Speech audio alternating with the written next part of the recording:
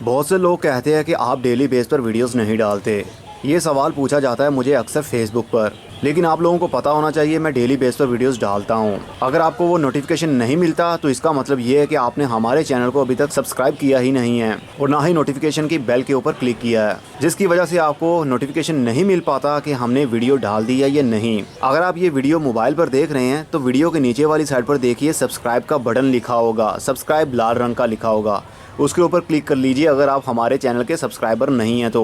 और साथ में बेल का निशान भी आ रहा है, घंटी का निशान, उसके ऊपर क्लिक कर लेने से मैं जब भी न्यू वीडियो अपलोड करता हूं उसका नोटिफिकेशन आपको मिल जाया करेगा जब आप नेट के ऊपर आया करेंगे। मतलब जैसे ही आपने अपने मोबाइल पर नेट ऑन किया तो आपको नोटिफिकेशन फौरी मिल जाया करेगा मेरी न्यू वीडियोस का। तो जैसे ही मैं वीडियो डाला करूंगा आप लोगों को पता चल जाया करेगा। एनीवे, चलते हैं अब अपने टॉपिक पर, आज की वीडियो के बारे में बात करते हैं।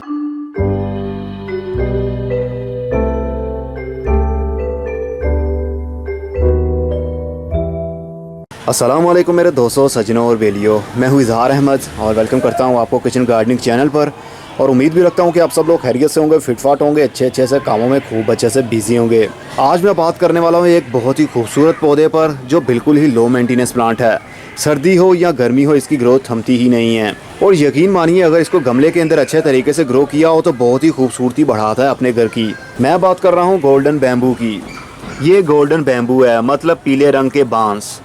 ये छोटे पॉट के अंदर लगे हों या बड़े पॉट के अंदर लगे हों बहुत ही खूबसूरत दिखते हैं। इस पौधे को मेरे पास करीब 1 साल हो गया और आज मैं चाहता हूं आप लोगों के साथ भी शेयर करूं कि इसकी केयर हम कैसे कर सकते हैं और इसके लिए कौन सी मिट्टी ज़रूरी होती है। 1 साल पुराना ये गमला आप देख सकते हैं, इसकी मैंने ठीक से केयर भी नहीं की, बस एक कोने में रखा और कभी कभी इसको पानी दे देता हूँ। तो इसकी ग्रोथ आप देख सकते हैं। इसको बोलते हैं गोल्डन बैम्बू। गोल्डन से पीले पीले कलर के बांस इसको लगते हैं जो देखने को बहुत ही खूबसूरत दिखते हैं। जब मैं इसको लेकर आया था अगर मैं चाहता तो इससे अब तक 10 प्लांट बना चुका होता, लेकिन मैंने इसके ऊपर फोकस ही नहीं दिया। लेकिन अब मुझे इसकी ज़रूरत फील हो रही है, मतलब इसकी खूबसूरती बहुत ही खींचती है अपनी तरफ। तो मैं चाहता हूँ इसको अच्छे तरीके से ग्रो करूँ और मल्टीप्लाई भी करूँ और आप लोगों के साथ भी शेयर करूँ कि हम इसको किस तरह मल्टीप्लाई कर सकते हैं। ये पौधा बहुत ही आसानी से मिलने वाला और बहुत ही आसानी से ग्रोथ करने वाला है। वैसे तो ये एक जंगली पौधा होता है बांस, लेकिन अगर घरों में इसको खूबसूरती के लिए अच्छे तरीके से लगाया जाए तो यकीन मानिए बहुत ही खूबसूरती बढ़ जाती है आपके उस एरिया की जहाँ पर आपने इसको लगाया होगा। अभी तो इसकी रूट बाउंडिंग भी शुरू हो चुकी है। ये देख सकते हैं आप इसकी रूट्स किस तरह डेवलप हो रही हैं और ड्रेनेज होल से भी बाहर निकल रही हैं। अभी इसका टाइम है इसको रिपोर्ट कर लिया जाए और एक पौधे से कितने सारे पौधे बना लिए जाएं। ज़रा इसकी रूट्स तो देखिए किस तरह बाउंड हो रही थी और ये जो पीली पीली आपको डार्क कलर की दिख रही हैं ये रूट बाउंडिंग की निशानी होती है और जो नई ग्रोथ होती है रूट्स की वो ये वाली होती है वाइट कलर की। जब ऐसी आपको दिखे तो समझ आइए ये रूट बाउंडिंग ही है, मतलब जिस मिट्टी में हमने इसको लगाया हुआ है वो मिट्टी कम पड़ गई है। जड़ों को अपनी ग्रोथ बढ़ाने के लिए ज़्यादा मिट्टी की ज़रूरत होती है, इसलिए हमें इसको रिपोर्ट भी करना पड़ता है, इसकी जड़ों को काटना भी पड़ता है। तो सबसे पहले हम इसकी रूट्स को और मिट्टी को हटा लेते हैं।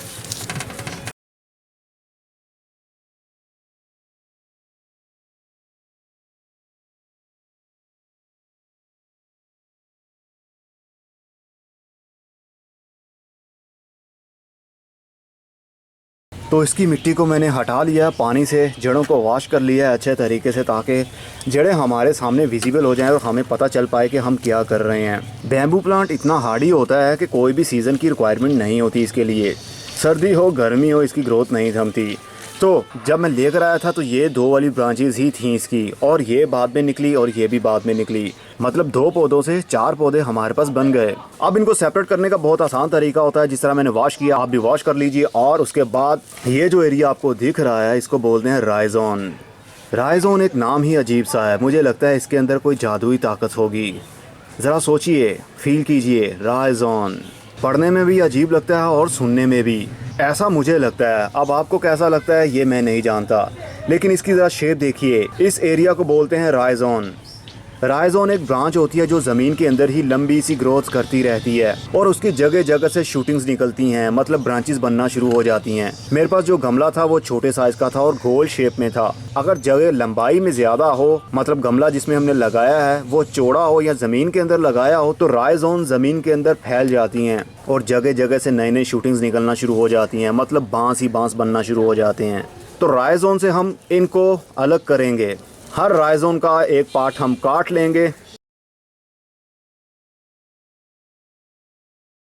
तो ये रहा हमारा एक पौधा जिसके साथ राइजोन भी है और साथ में उसकी जड़ें भी हैं। मैंने इस एरिया को भी वॉश कर लिया है ताकि मिट्टी हट जाए और आपको पता चल पाए। ये भी एरिया राइजोन है, मतलब एक और पौधा। बांस की ताकत कितनी होती है ये आप खुद अंदाज़ा लगा सकते हैं, मतलब इसकी मजबूती।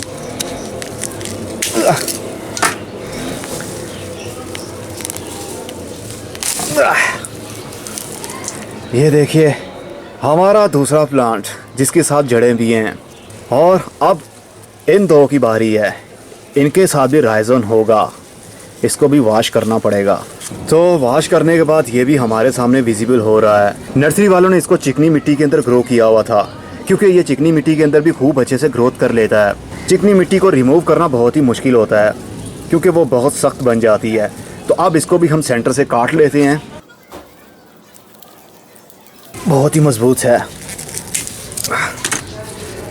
तो ये रहा हमारा तीसरा पौधा और ये रहा हमारा चौथा पौधा। तो ये रहे हमारे 4 पौधे, मतलब एक गमले से हमने 4 पौधों को बना लिया। अभी इसकी प्रोपगेशन ख़त्म नहीं हुई है। ये तो था वो तरीका जो सबसे आसान होगा बैम्बूज के लिए। अब इससे हटकर भी आप बाहर वाली साइड से भी पौधों को मल्टीप्लाई कर सकते हैं। तो चलिए पहले इनको लगा लेते हैं सॉइल के अंदर, उसके बाद दूसरी बात करते हैं। तो ये है वो पौधे जो मैंने शिफ्ट कर लिए हैं और गमले को मैंने पेंट कर दिया है ताकि ये देखने को काफ़ी खूबसूरत दिखे। बड़े वाले को मैंने इस पॉट के अंदर लगा दिया। फ्यूचर में यहाँ से भी कितने सारे पौधे बन जाएंगे। और 3 को मैंने प्लास्टिक के गमलों के अंदर लगा दिया है। मिट्टी जो यूज़ की है उसमें 3 हिस्से मिट्टी और 1 हिस्सा गाय का गोबर। अगर आप चाहें तो ओनली मिट्टी के अंदर भी बैम्बू प्लांट को लगा सकते हैं। बैम्बू प्लांट किसी भी नर्सरी से आपको आसानी से मिल जाता है। इसको ज़्यादा पानी की ज़रूरत नहीं होती, बहुत कम पानी दें इसको। लेकिन जैसे ही गर्मी के दिन आएंगे इसकी पानी की रिक्वायरमेंट बढ़ने लगेगी। मिट्टी डेली ड्राई हो जाती है गर्मी के दिनों में, 2 बार भी पानी देना पड़ सकता है, तो आप दीजिए। जब ऊपर वाला सरफेस एरिया ड्राई हो तो आप पानी दें, अदरवाइज पानी ना दें, नहीं तो इसकी रूट्स अंदर गल जाएंगी। वैसे ये जल्दी गलती नहीं है, ये काफ़ी हार्डी प्लांट होता है और इसकी जड़ों के साथ राइजोन भी होता है जो कि ओवर वाटरिंग को खूब अच्छे से बर्दाश्त करना जानता है। कहा जाता है बांस की जड़ों का अचार भी बनाया जाता है। मैंने सुना है लेकिन कभी खा के देखा नहीं है। कहते हैं बहुत ही पावरफुल होता है इसके राइजोन का अचार। राइजोन एक इंग्लिश वर्ड है, पंजाबी में और उर्दू में इसको जड़ें ही बोलते हैं। तो अब ये बड़े वाले तो लग गए हैं, फिक्स हो गए हैं यहाँ पर। अब बात करते हैं ऊपर से हमने किस तरह इनको प्रोपोगेशन करनी है, मतलब ऊपर से हम इनकी किस तरह कटिंग को ग्रो कर सकते हैं। जिस तरह हम नॉर्मल पौधों की कटिंग्स लगाते हैं इसका तरीका थोड़ा सा डिफरेंट होता है। नॉर्मल कटिंग तो हम काटते हैं और उसको मिट्टी के अंदर लगा देते हैं, लेकिन बैम्बू प्लांट के अंदर थोड़ा सा तरीका और है। बैम्बू प्लांट के अंदर नोड एरिया होता है, जिस तरह के एक ये वाला एरिया और दूसरा ये वाला एरिया। ये भी एरिया नोड एरिया है, ये भी एरिया नोड एरिया है, मतलब यहाँ से शूट्स निकल सकती हैं फ्यूचर में। और ये वाला जो एरिया है इसको बोलते हैं अंडर नोड एरिया। अगर हम यहाँ से इसको काटते हैं और मिट्टी के अंदर ऊपर वाला एरिया लगा देते हैं तो कभी भी वहाँ से रूटिंग शुरू नहीं हो पाएगी। रूटिंग शुरू करने के लिए हमें नोड एरिया से जो ब्रांच निकल रही है उसको काट कर लगाना पड़ेगा एज आ कटिंग। ऐसा नहीं कि हमने इसको काटा और मिट्टी के अंदर ऊपर वाली साइड को लगा दिया तो उसकी रूटिंग शुरू हो जाएगी। बैम्बू प्लांट के अंदर ऐसा नहीं होता। बैम्बू प्लांट के अंदर हमेशा याद रखिए जब भी नोड एरिया से कोई भी ब्रांच निकल रही होती है तो उसको हम काट के लगाएंगे तो वो ग्रोथ करेगी। जिस तरह ये वाला एरिया है इसको अगर हम काट के लगाते हैं एज आ कटिंग तो ये ग्रोथ करेगा, लेकिन काटने का तरीका बहुत ही केयरफुली आपने काटना है। कोई भी शार्प सा ब्लेड ले लीजिए या छुरी ले सकते हैं, उससे भी आप ऐसा कर सकते हैं। तो बहुत ही आराम से आप इसको यहाँ से काट दीजिए। ज़्यादा ज़ोर जमाई करने की ज़रूरत नहीं है क्योंकि ये एक पौधा है, यहाँ से ऐसे नहीं कटेगा। इसके लिए सा यूज़ करनी पड़ेगी। चलिए वो यूज़ करता हूँ। तो ये है आरी का ब्लेड मेरे पास। ये किसी भी हार्डवेयर शॉप से आपको आसानी से मिल जाता है। 20 रुपये का ब्लेड होता है ये। इससे ये कट जाएगा। तो ये एरिया कट गया यहाँ से।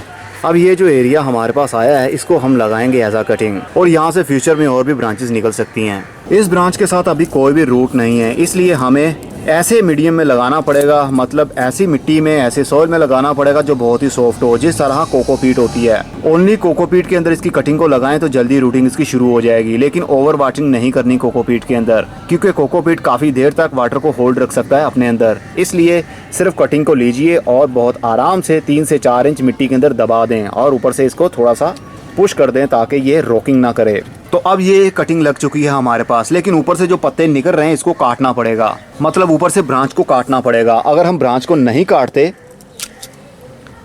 तो ये पत्ते सारे इसकी पावर को सक करते रहेंगे और यंगर शूट इसकी ज़्यादा पावर को सक करेगी, लेकिन इसकी मेन स्टेम के साथ कोई भी अभी रूट नहीं है, जिसकी वजह से हमें काटना पड़ता है। जब इसकी रूटिंग शुरू हो जाएगी तो जगह जगह से, मतलब जहाँ पर नोड एरिया होगा वहाँ से 4 से 5 शूट भी निकल सकती हैं, मतलब एक नोड एरिया से 4 से 5 शूट्स भी निकलती हैं। और जो हमने ये ऊपर से काट दिया है, अगर हम इसको एज आ कटिंग लगाते हैं तो 50-50 चांस होगा मे भी इसकी रूटिंग शुरू हो जाए और मे भी ना भी हो, क्योंकि मैंने एक बार एक्सपेरिमेंट किया था करीब 6 महीने पहले।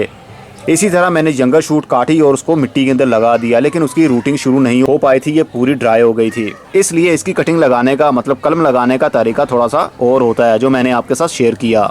बैम्बू प्लांट को अगर घर में लगाया हो, गमलों के अंदर लगाया हो, तो उसके पत्ते छोटे ही रहें तो खूबसूरत दिखता है। जिस तरह के ये पत्ते आपको दिख रहे हैं, ये छोटे छोटे से पत्ते देखने को काफ़ी खूबसूरत लगते हैं, लेकिन जैसे ही इसके पत्ते बहुत बड़े होने लगते हैं, जिस तरह ये है, तो देखने को काफ़ी अजीब लगता है। इसलिए जब भी ऐसा आप देखें कि ऊपर वाला शूट ज़्यादा बड़े पत्ते निकाल रहा है तो वो शूट को आप काट दें। ऊपर से काट देने से नीचे वाले एरिया पर जो नोड एरियाज हैं वहाँ से फ्यूचर में बहुत सी ब्रांचेस निकलेंगी और उसके साथ छोटे छोटे से पत्ते भी लगेंगे। इसको चाहे सर्दी के दिनों में आउटसाइड पर रखें, मतलब कंप्लीट आउटडोर रखें जहाँ पर धुंध भी पड़ती हो, और गर्मी के दिनों में जहाँ फुल गर्मी भी पड़ती हो, तो इसकी ग्रोथ थमती ही नहीं है, होती ही रहती है, नए नए पत्ते इसके निकलते ही रहते हैं। आप इसको घर में लगाइए और एक पौधे से कितने सारे ही पौधे बनाइए। इसको कोई भी खाद की ज़रूरत नहीं है, सिर्फ मिट्टी और पानी इसके लिए बहुत है। होपफुली आपको खूब अच्छे से समझ लग गई होगी। बांस के पौधे की सैकड़ों नस्लें हैं, लेकिन जो मेरे पास है इसको कहते हैं गोल्डन बैम्बू, क्योंकि इसकी ब्रांचेस देखने को ऐसे लगता है जिस तरह गोल्डन गोल्डन सी हो, पीली पीली सी, और इसके पत्तों के अंदर भी गोल्डन शेड होता है, कंप्लीट ग्रीन नहीं होते ये। तो ये किसी भी लोकल नर्सरी से भी आपको आसानी से मिल सकता है और आप इसको प्रोपोगेशन करके कितने सारे बना सकते हैं। अब मैं चलता हूँ, अगली वीडियो में फिर किसी नई इन्फॉर्मेशन के साथ मिलेंगे। तब तक के लिए goodbye, see you and tata, और अपना बहुत सा ख्याल रखिएगा।